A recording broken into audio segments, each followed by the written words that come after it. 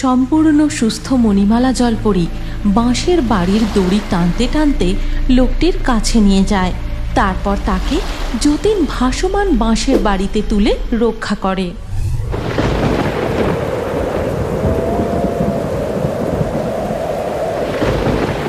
ঘোর নিম্নচাপের ফলে একটানা 5 দিন বৃষ্টি হয়েই চলেছে। চাষের জমিগুলোতে ধীরে ধীরে জল জমে ফসল নষ্ট হতে বসেছে। ফসল যে পচতে শুরু করেছে। এই কদিনের বৃষ্টিতেই এই অবস্থা। একবার যদি নদীতে বান আসে তাহলে যে সর্বনাশ হয়ে যাবে। আমি বরং একবার নদীর পাড় থেকে ঘুরে আসি। এই কথা বলে যতীন পদ্মা নদীর দিকে চলে যায়। আর নদীর কাছাকাছি পৌঁছতেই সে দেখে, ওরে বাবারে, নদীতে কত জল বেড়ে গেছে। আমি যা ভাবছি তা যদি একবার হয়, না না, আমাকে আগে থেকে কিছু একটা ব্যবস্থা নিতে হবে। এই কথা ভাবতে ভাবতে যতীন বাঁশ বাগানের দিকে যায়। আর সেখানে আজ এই দুটোই কাটা বাঁশ নিয়ে যাই, কালকে বরং সকালে এসে বেশি করে কটা বাঁশ কেটে নিয়ে যাব। এরপর যতীন বাড়ি পৌঁছে তার বউকে ডাকতে থাকে।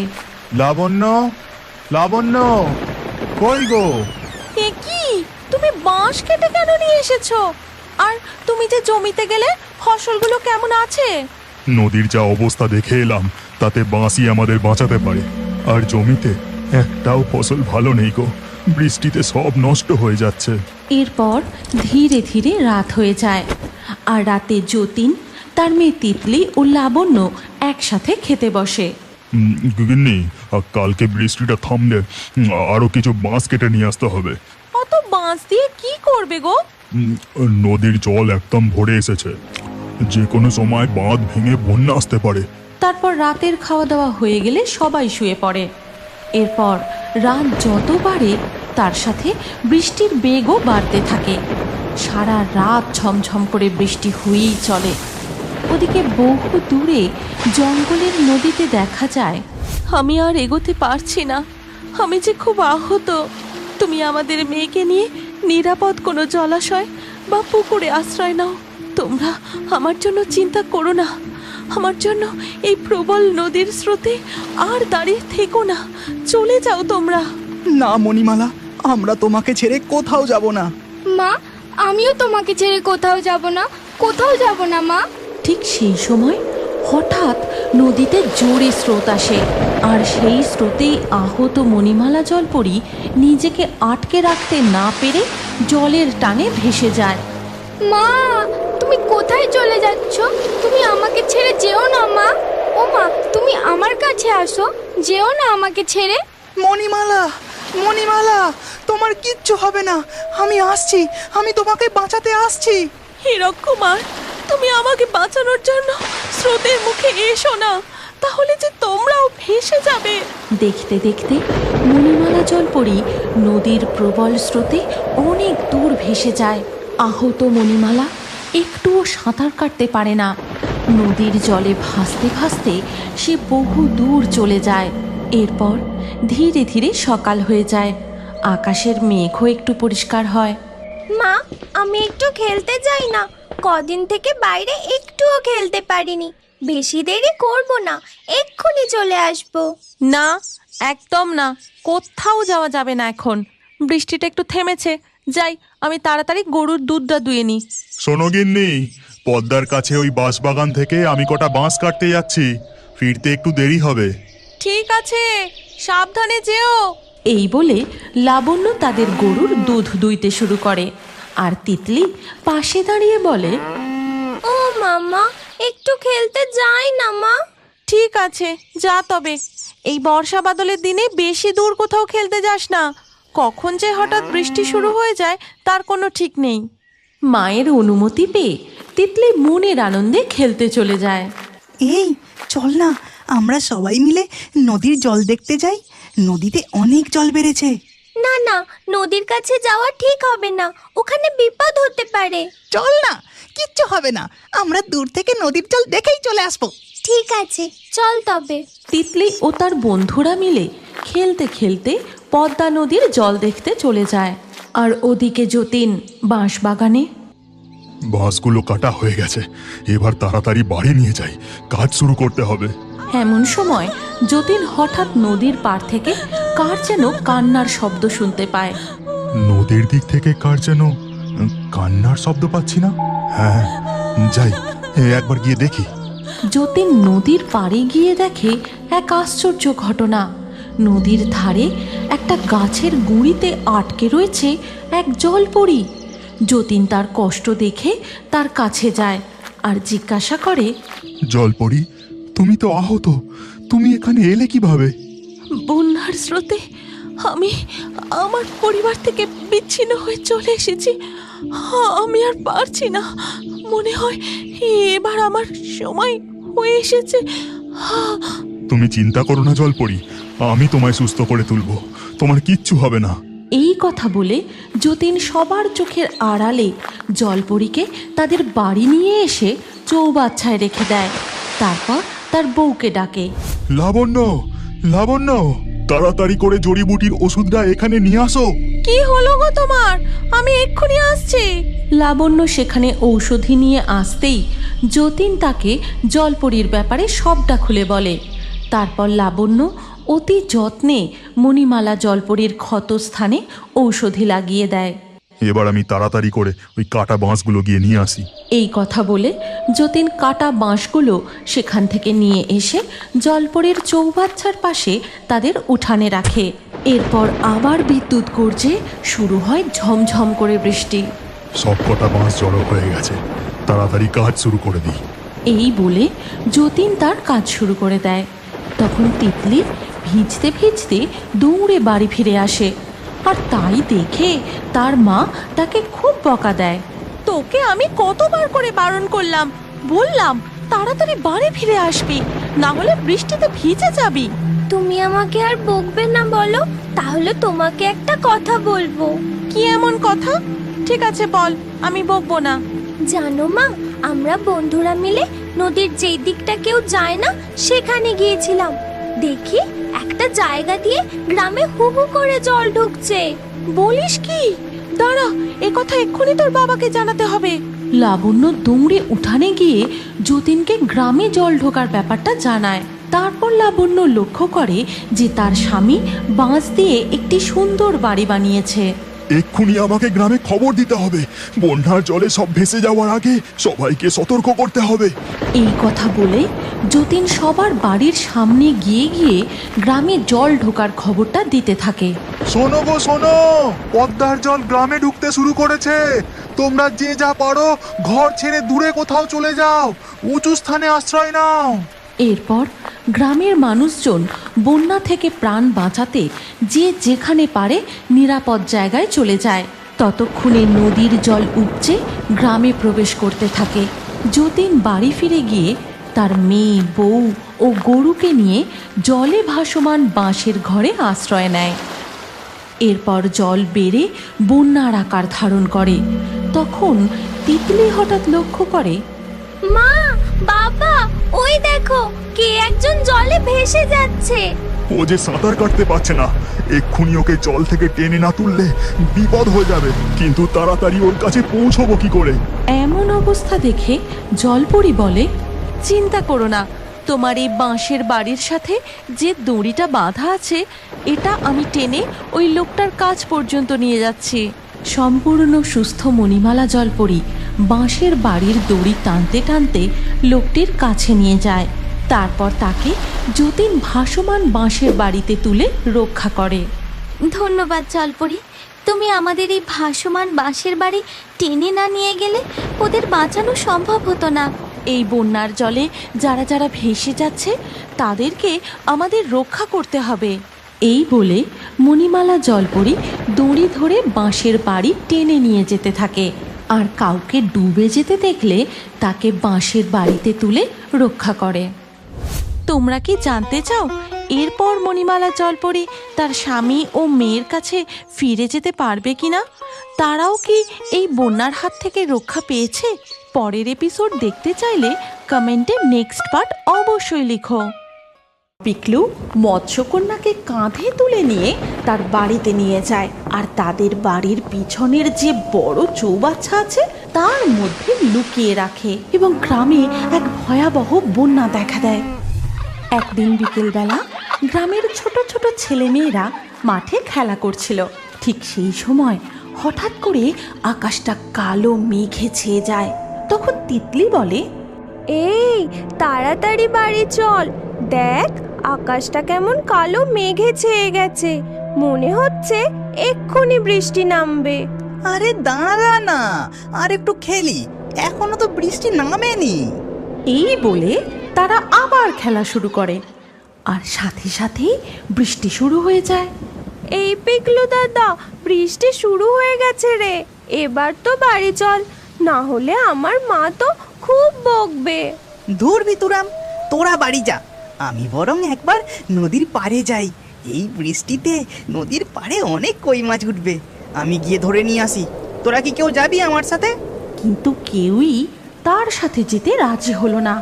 সবাই যে যার বাড়ি ফিরে গেল, আর পিকলু নদীর ধারে গিয়ে মনের সুখে মাছ ধরতে লাগলো। আর এইদিকে মুষলধারে বৃষ্টি শুরু হলো।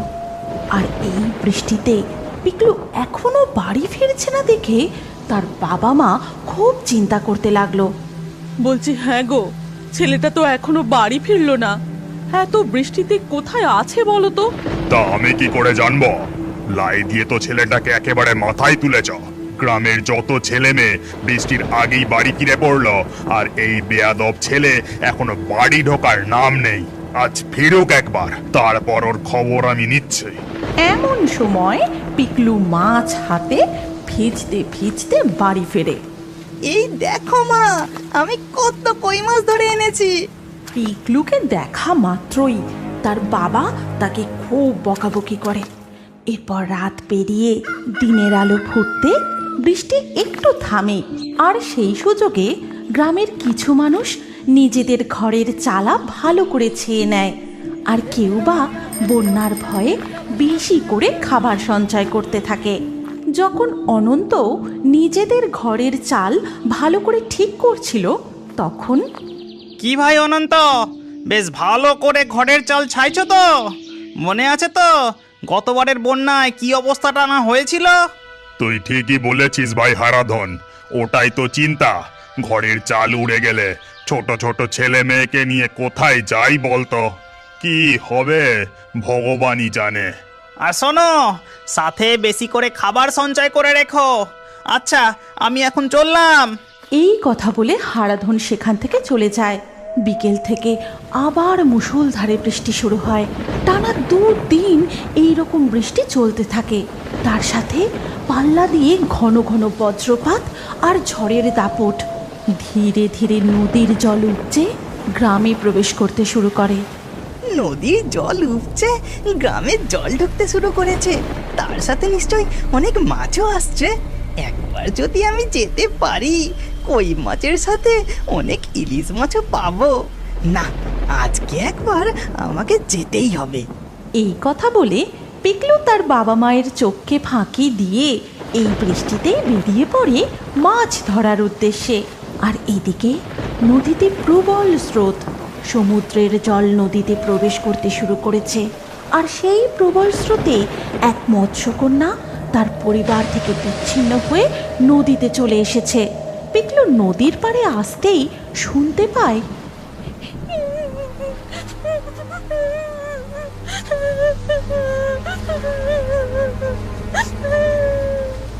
এ কি, এই এত বৃষ্টিতে এখানে কে কাঁদছে? তারপর পিকলু এদিক ওদিক তাকাতেই দেখতে পায় নদীর পাড়ে এক গাছতলায় অদ্ভুত চেহারার একটি মেয়ে বসে বসে কাঁদছে, যার উপরের অংশ মানুষের মতো আর নিচের অংশ একটি মাছের লেজ। পিকলু তৎক্ষণাৎ তার কাছে গিয়ে বলে, কে তুমি? আর তুমি এখানে বসে কাঁদছো কেন? আমি একজন মৎস্যকন্যা, জলের প্রবল স্রোতের কারণে আমি আমার পরিবার থেকে বিচ্ছিন্ন হয়ে এখানে চলে এসেছি। আমার খুব ভয় করছে, আমার বাবা মা কোথায় গেল, আমি তাদের কাছে যাব। তুমি একদম ভয় পেও না মৎস্যকন্যা, তুমি ঠিক তোমার মা বাবার কাছে ফিরে যাবে। কিন্তু এখন তুমি এখানে থাকলে পাশের জঙ্গলের জন্তু জানোয়ার তো তোমার উপর আক্রমণ করতে পারে। তাছাড়া গ্রামের কেউ যদি তোমাকে দেখে ফেলে তাহলে তোমার বিপদ হতে পারে। তুমি বরং আমার সাথে আমার বাড়ি চলো। নদীর স্রোত কমে গেলে আমি আবার তোমাকে নদীতে ছেড়ে দিয়ে যাব, কেমন? কিন্তু আমি তো জল ছাড়া থাকতেই পারি না। চিন্তা করো না গো মৎস্যকন্যা, আমি তোমার থাকার সব ব্যবস্থা করে দেব। তারপর পিকলু মৎস্যকন্যাকে কাঁধে তুলে নিয়ে তার বাড়িতে নিয়ে যায়, আর তাদের বাড়ির পিছনের যে বড় চৌবাচ্চা আছে তার মধ্যে লুকিয়ে রাখে। মৎস্যকন্যা, তুমি এখানে নিশ্চিন্তে থাকো, তোমার কোনো ভয় নেই। আমি তোমাকে সময় সময় এসে খাবার দিয়ে যাব, ঠিক আছে? এই কথা বলে পিকলু সেখান থেকে চলে যায়। দিন দিন বৃষ্টির পরিমাণ আরও বাড়তে থাকে এবং গ্রামে এক ভয়াবহ বন্যা দেখা দেয়। গোটা গ্রাম সেই বন্যার জলে ডুবে যায়। ধীরে ধীরে মানুষের ঘরে সঞ্চিত খাবারও ফুরিয়ে আসে। এমনই একদিন মৎস্যকন্যা, ও মৎস্যকন্যা, বেরিয়ে এসো, আমি তোমার জন্য খাবার এনেছি। পিকলুর ডাক শুনে মৎস্যকন্যা জলের উপরে মাথা তোলে। আজ এইটুকুই খাবার আনতে পেরেছি। বন্যার জন্য যা সঞ্চিত খাবার ছিল তা প্রায় শেষ গো। এবার যে আমরা কি খেয়ে থাকবো কিছুই জানি না। পিকলুর কথাগুলো শুনে মৎস্যকন্যার খুব মন খারাপ হয়ে যায়। তখন সে বলে, চিন্তা করো না বন্ধু, তুমি ঘরে গিয়ে দেখো সেখানে তোমার জন্য কি অপেক্ষা করছে। এই কথা শুনে পিকলু সেখান থেকে দৌড়ে তাদের ঘরে গিয়ে দেখে সেখানে অনেক খাবার রয়েছে। আর তাই দেখে মা, বাবা, তাড়াতাড়ি এসো, এসে দেখে যাও। পিকলুর বাবা মা সেখানে এসে এত খাবার দেখে পুরো অবাক হয়ে যায়। তারপর পিকলু তাদের সমস্ত ঘটনা খুলে বলে। তখন সবাই মিলে মৎস্যকন্যার কাছে যায়। তোমাকে অনেক অনেক ধন্যবাদ মৎস্যকন্যা। আমি বুঝেছি তুমি জাদু করে এত খাবার এনে দিয়েছো। কিন্তু মৎস্যকন্যা, শুধু তো আমরা নয়, এই গ্রামে অনেক মানুষের ঘরেই তো খাবার শেষ হয়ে গেছে গো। আমার বন্ধুরাও নিশ্চয়ই না খেয়ে আছে। তুমিও তাদের জন্য কিছু ব্যবস্থা করে দাও। মৎস্যকন্যা এই কথা শুনে জাদু করে সেখানে আরও অনেক খাবার এনে দেয়।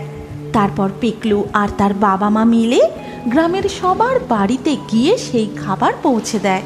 কিন্তু এদিকে বৃষ্টি থামার কোনো লক্ষণই নেই। ধীরে ধীরে বন্যার জল আরও ভয়ঙ্কর রূপ ধারণ করে। এমনই একদিন পিকলু মন খারাপ করে মৎস্যকন্যার কাছে বসেছিল। কি হয়েছে বন্ধু, তোমাকে এমন দেখাচ্ছে কেন? তোমার কি মন খারাপ? হ্যাঁ গো মৎস্যকন্যা, আজ তো পোলিও খাবার দিন গো।